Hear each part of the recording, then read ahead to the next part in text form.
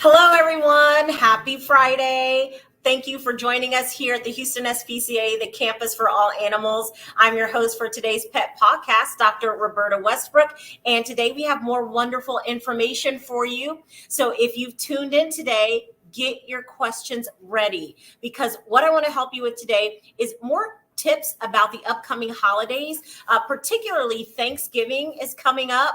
We are ready to eat. Let me tell you, our mouths are already watering, but that also means our pets might also be getting excited too. We're going to have family over, food, and we want to give you some safety tips to make sure that you and your pets have a wonderful, safe holiday with your family and friends. So think about your questions. And in the meantime, consider coming on down to our campus and looking at some of our pets that are up for adoption. We've got dogs and cats and puppies and kittens, and you don't need an appointment to come on down and see them. You can bring your family. We just require face masks to enter the building, but it can be a fun day for all. So come on out and meet some of our pets. I want to show you one of our wonderful dogs that we have up available for adoption that is ready to go home with you. And his name is Dexter. This is cute Dexter here. Look at him. So full of energy, would make a wonderful family pet. Dexter came to us really from an abusive situation. He was brought in by our cruelty and investigations team. And initially we thought Dexter is going to need some time to settle in. But Dexter has really found his comfort zone. He has really blossomed. We see his personality now. He loves to play. He's very active. So he would be a perfect dog. If you have an active lifestyle, you go running or hiking, or you have a family, this would be a great dog. And we have lots of other dogs just like Dexter. So Dexter is there with Lisa, taking some treats, doing some tricks. And he's just one of our many dogs that we have available. So as you're taking a look at Dexter again, come on, throw me your questions about the Thanksgiving holiday or upcoming holidays. And I will get started about some of the tips that you should be aware of as you are traveling and bringing family to your home. One of the things I'd like to talk about is food. So Thanksgiving is a wonderful holiday where we love to indulge in delicious foods that may not be available throughout the year. But remember, there are some foods that your pets cannot have, and we want to remind you of those. Some of these I've mentioned. If you've been joining me for these pet podcasts, you've probably heard me talk about some of these things before, but it can't be mentioned enough because we want to make sure everyone stays healthy. So things that you might want to stay away from. Thanksgiving foods often contain a large amount of onions and garlic. Onions and garlic. We have some examples here, things that you're going to be using to put in your stuffing or any other meal that you're making. Remember, onions and garlic are toxic to dogs and cats. When they ingest onions and garlic, it actually affects the red blood cells. And the red blood cells are important for carrying oxygen. And if they get too much onion and garlic, it can actually prevent their blood from carrying oxygen appropriately, and it can cause them having difficulty breathing. So it could potentially be fatal. Stay away from onions and garlic, and let's keep our pets away from these things. Okay, so that's onions and garlic. You also want to make sure that we're talking about bones as well. So you're going to have turkey, you're going to have ham, particularly turkey is going to have bones, and you've cooked that turkey. So what winds up happening is the bones become softer when you cook it. And that means that as your pet chews those bones, they become softer, they splinter. And when your pet swallows them, they have a higher chance of causing what we call gastrointestinal perforation. What that means is the sharp edges of the bone can penetrate the stomach, penetrate the intestine, causing severe leakage of those organs. This can also be life-threatening, but can, in less life-threatening scenarios, require surgery to remove the bones and the blockage. So please do not feed your pets these things over Thanksgiving.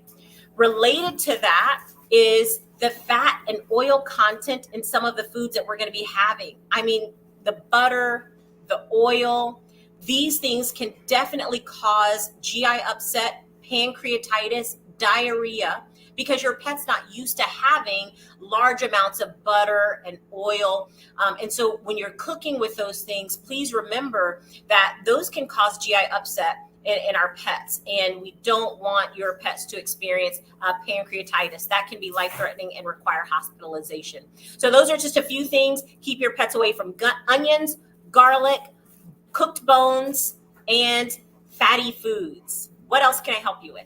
Well, Kristen wants to know, and I think we all want to know this, how can I gently stop my non-pet owning relatives from sneaking food to my dog? Yes. What a great question, because if you have family coming over, they may not know if they don't have a pet and they want to spoil your pet, especially if your pet is sitting with those cute big eyes at them under the dinner table begging for food. And so you might want to tell them before they come. I don't know if you've sent out invitations. You could put something on the invitation saying, we are a pet-friendly home. We welcome your pets, but we would ask that you please not feed the pets because we want to keep them safe. So that's something you can put on the invitations ahead of time if you send those out. But even as your family arrives, let them know they may be interested in meeting your pet. So as they meet your pet, you can say, this is my pet Cloudy. That's my dog's name. Or Dexter. This is my pet Cloudy. Or this is my pet Dexter. He's going to be in our environment during this holiday. Please don't feed him. We want to make sure that he doesn't get sick. He's on a strict diet. And you can say that and your family will certainly understand. So I think as they visit, don't be shy about letting them know what your house rules are. Good question. Kristen has a follow-up. How do I keep my cats off the counter while I'm making larger spreads? What if you let us know that when we figure it out? I think we're all trying to figure out how to keep cats off counters. So what you might have to do is not allow them in the kitchen. If cats know that you're cooking and they're interested in it, they smell the chicken, they smell the turkey, they are going to want to jump up there, particularly if they're used to doing it. So probably the best way is just to keep them completely separate. And you may want to start doing that days leading up, right? Because you're going to be cooking. And so you're going to be wanting to keep the kitchen very clean. You're going to be wanting to make sure there's not pet hair in the kitchen. So for a few days before, you may want to start keeping your cat out of the kitchen. And then maybe it won't be such a shock on the day of Thanksgiving when your family comes over. But yeah, that's a good question. Alexi wants to know if she can feed her dog apple pie. Oh, apple pie, delicious. So a few things about that. You can feed pets apple. The thing that you want to stay away from, we actually have some examples of that here. So apples can be a safe treat for pets. You do want to avoid the core and the seeds of the apple because those can be toxic.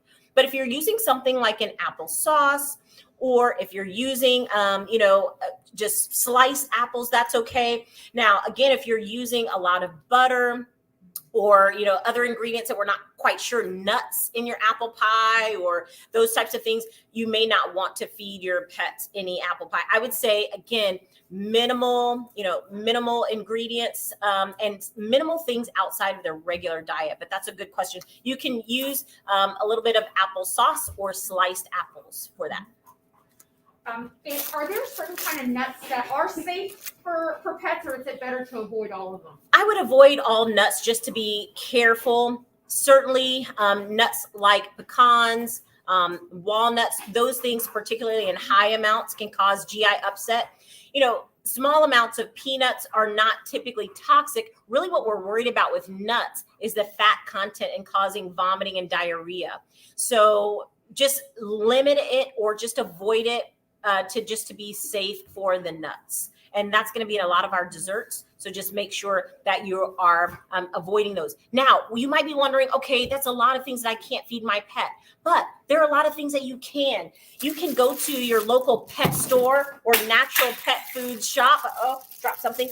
And they make wonderful pet safe treats that have Thanksgiving themes. If you want to find treats that you can offer your pet during the times that you guys are eating. So there's certainly things that you can do. Don't feel like you are depriving your pet. Get some pet safe treats with Thanksgiving themes, and they can enjoy those right with you. What about some gatherings where I know For my family, my brother likes to bring over my dog's cousins. So is there a way to introduce them? Is it better to do them beforehand, or how do you avoid if you know dogs don't get along? Yes. So if you are going to have additional pets that maybe your pets have never met before, it may not always be possible to do an introduction early. If you could do an introduction early, obviously that'd be great. So you have an idea about how your pets are going to interact. But what you may want to do is talk to your other family member about how you're going to house the pets while you're in the same home. Does one pet need to be crated? Can the pets stay outdoors during a mealtime? And so as long as there's a plan for that, so that there's no fights that break out and everyone stays safe, I think it's okay. Obviously, an early meeting would be helpful. Meeting outside in neutral ground on a walk so that they get to know each other in a very comfortable environment and without lots of people. Because again, this is going to be new for some pets. If your pets have been just used to you over the last year or so, and now there may be 10 or 15 or 20 people coming together, that's a lot of newness that your pets are going to have to process. Not only are they processing new people, but they're processing new pets, and they're also processing all the smells, all of the food. And so that overstimulation could mean that you see some behaviors that maybe you're not used to. So try to minimize that by talking to your veterinarian to see if there's any medication that your pet needs to try to calm them, particularly if they have a history of anxiety. But don't be afraid to use your crate. Don't be afraid to put your pet in a kennel for a few hours, leash them when you're taking them out for a walk, keeping them separate from other pets that they may not get along with, and then returning them back to the kennel with a toy, with a treat, so that they don't feel like they're missing too much of the action. So Patricia wants to know if she can feed her dog stuffing, and obviously without the onions and the garlic. Yes. So depends on what else you put in there, but essentially like the bread is going to be fine, probably not harmful, but be careful about the seasoning that you put in there. Again, salt or garlic, even sometimes the seasonings can cause GI upset, and literally anything that is not part of your dog's regular diet could potentially cause some type of GI upset, including vomiting and or diarrhea. So if you can come up with pet safe recipes and that you can find online, you can find multiple pet safe recipes online that can be substitutes for some of our typical Thanksgiving meals. That would be a great idea. So Lexi wants to know, what are some good things, healthy things that she can maybe do some research on, but as far as recipe goes, in terms of like peanut butter and some other things that she already has in her cabinet. Absolutely. Peanut butter, cheeses, little small slices of cheese, green beans, for example, broccoli, asparagus, carrots. Those things are healthy and able to be fed to your pets. But now remember, you may be making a green bean casserole for Thanksgiving, and oftentimes that has onion in it as well. So you have to be careful about sometimes the hidden ingredients in those recipes. So, but plain green beans that you can get out of a can. And listen, your pets are going to be happy to get any sort of treat. So don't feel like sometimes, we want to spoil our pets, and we're sitting at the table eating and we want to give them exactly what we're eating, but your pets don't know. They're happy to get a treat. And so even if you're eating with a plate at the table, have some treats, next to you that you can just reach and give them. They're not going to realize, oh, that didn't come from your plate. They're going to be happy to get a treat. They're going to be happy to receive something from you. So there's certainly alternatives, and you don't have to feel like you have to give them exactly what we are eating. Peanut butter is a great safe treat as well. But again, everything in moderation, because sometimes peanut butters can have high amounts of oil, high amounts of fat, and some peanut butters may also have what we call xylitol, which is a compound that actually can lower their blood sugar. So make sure you're looking at all of the ingredients and making sure that they're safe and things that you recognize. So Joe wanted to know, how do you avoid that whole embarrassing thing of like your dog running around the table and begging? Is it a good idea to put them outside or away from family during the meal, or is that just too cruel? Well, I do think it depends on the family, but yes, if you have all your family members are used to that, maybe they're pet friendly, maybe they're not scared of pets, because you have some family members who are scared of pets and maybe not know how to behave around them. And that can actually create some problem as well, because it could be the human behavior, not the pet's behavior. So get to know the people who are coming to your house. Are they used to pets? Are they scared of pets? Do you know if it's going to bother them if you have multiple pets running around? You may opt to let people know ahead of time. I have a household that welcomes pets. I plan on having my pets free roaming. If you're comfortable with that, great. If not, great. I want to let you know that. So you can set your house rules ahead of time. If you feel comfortable though, and you want to have your family over and your pet is okay and used to being in a crate or used to spending time outside, that's certainly an option, so that they're still there. They're still with you. You can still interact with them, and they get a little bit more outside time, or maybe they get a little bit of quiet time in their crate, and either is perfectly fine. I think our pets appreciate the attention and the love that we give them. And as long as we prep them ahead of time, I think everything should be fine. So Patrick wanted to know what happens inevitably. Your dog gets into the trash and there's turkey carcass and stuffing everywhere. Is there something that a pet owner needs to do? A visit to the veterinarian. So you just may never know what they got into when they're getting into the trash. They're destroying the trash oftentimes, trying to get to whatever they're smelling. And you may not know exactly what they got into. I think that is a good time to make a phone call or a visit to your veterinarian. Let them know that your pet got into the trash.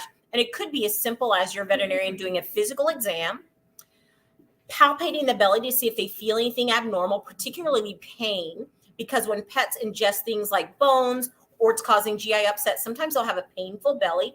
And then your veterinarian may opt to also do x-rays of the belly to see if there's any bones in there that are stuck or that look like they could cause problems. And so I would say if you have something happen like that, I would call your veterinarian and let them decide how extensive the treatment and diagnostic testing should be. And sometimes it's just wait and see. Sometimes it's that you just kind of wait and see if they're going to show any abnormal clinical signs. And if they don't, great, we've avoided a tragedy.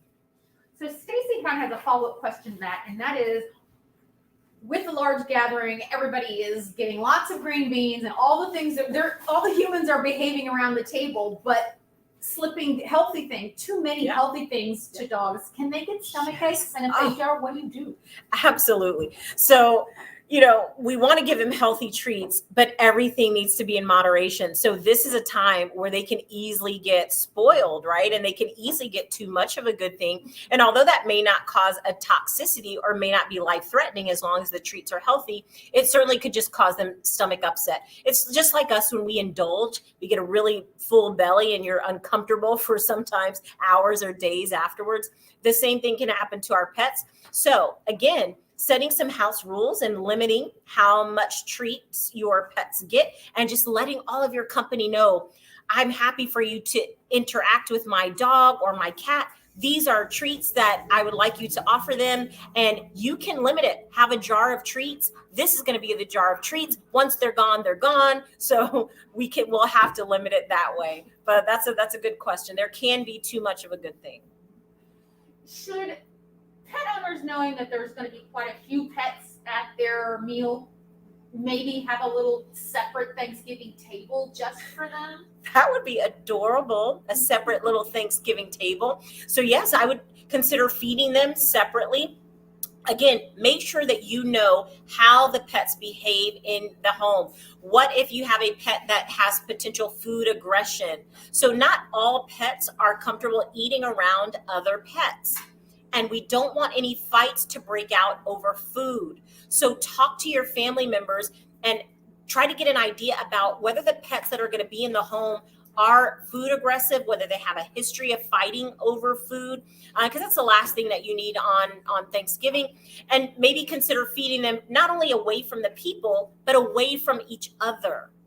So that might be a great time to use your crate and feed each animal inside their crate so that you can limit any opportunity for them to fight over food. Rochelle wanted to know, is it okay for them to get a couple of bites of turkey? And if you do, is it better to give them the dark meat or the white meat? So that's a great question. Can they have a few bites of turkey? And yes, things that you might want to avoid is the skin. So the skin tends to have higher fat content and where all of the seasoning is, and that might be more likely to cause stomach upset. So if you're just, tearing off a few pieces, it doesn't matter so much whether it's dark meat or white meat. Just make sure that it doesn't have a lot of seasoning on it. Many of you out there may have taken your pets to the veterinarian in the past for a stomach upset, and we will actually prescribe a diet of turkey and chicken and rice to help calm your pet's stomach. So it's not harmful to give your pets turkey or chicken. What we are trying to avoid is the seasonings and the fat associated with it. So that means, again, no seasoning, and take the skin off, and it should be fine. White rice, brown rice with not a lot of butter or sauce in it is also fine. And those are also good alternatives that you can offer your pets for this holiday. So Chris wanted to know, what is the best way to cook vegetables? Is it better from a can? Is it better for fresh? Do you steam it? Do you boil it? Do you microwave it? Yeah, that's a great question. And I'm not sure that it matters too much for our pets. What we just want to avoid is a lot of the oils. So if you're going to be, cooking it, and it's very oily, or you've put a lot of butter in it, that's what's going to cause the GI upset, potentially pancreatitis for our pets. So they're not used to having that much oil. And one of the main problems health-wise with fatty foods, butter, grease, is pancreatitis. And so however you're cooking those, cook them however you want to for your family, and just for your pets, make sure that you're giving them something that doesn't have a lot of those oils and fats in it. So you could use canned green beans. That's what we have here. And you can just boil them on the stove in some water and don't put a lot of seasoning on it. That's fine. You can use fresh green beans. That's perfectly fine too. Remember, sometimes canned foods have higher salt contents as well. Again, in small amounts, not a huge problem for your pets, but still something in moderation. There's been so much good information here. We can go on and on. We want to keep your pets healthy this holiday, so consider getting some pet-friendly treats and new and exciting things coming up for the Houston SPCA. Starting November 26th, the Friday after Thanksgiving, we are launching our Neiman Marcus Adoption Partnership, Home for the Holidays. You can visit the Neiman Marcus department store in the Galleria and take a look at all of our wonderful pets that are going to be in the windows, in these living windows in Neiman Marcus. You're going to be able to adopt pets there, and get more information about the Houston SPCA and all that we do for the animals in our community. Following that, we have a wonderful event called Giving Tuesday. If you are wondering what kind of work we do, you are interested in what we do behind the scenes and how you can help us, please tune in to Facebook on Giving Tuesday. That's Tuesday, November 30th. All day, we're going to have live coverage. You're going to be able to follow our teams throughout the hospital and the adoption center and see what we do to do our life-saving work for the animals across the city of Houston. So please join us. We're happy to have you. We've got lots of exciting things going on this holiday season. So come on down. And if you can't come on down, visit Neiman Marcus in the Galleria or watch Giving Tuesday live on Facebook. Thank you so much for joining us again. Happy Friday. Again, I'm your host, Dr. Roberta Westbrook. We'll see you next week.